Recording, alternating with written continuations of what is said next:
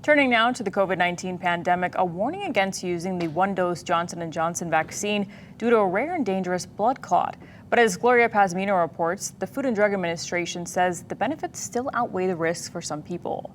The Food and Drug Administration announced it's limiting the emergency use authorization of the Johnson&Johnson COVID-19 vaccine. The FDA said the change is due to the risk of a rare but dangerous clotting condition known as TTS.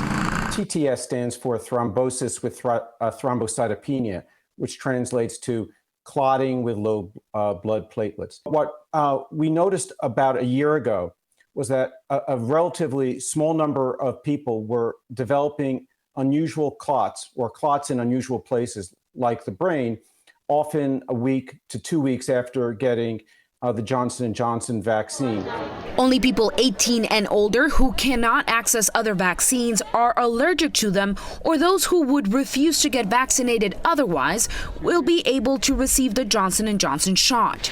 Despite the new limitations, officials say the risk is extremely low. We're talking about 1 in 2 million people ended up having a really horrible outcome. Again, 3 in a million getting any kind of a side effect on this, on terms of that TTS that we're tracking closely. So it's extremely rare. Side effects typically show up 1 to 3 weeks after vaccination.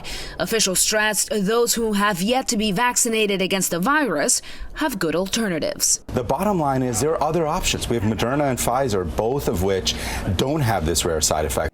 I'm Gloria Pazmino reporting.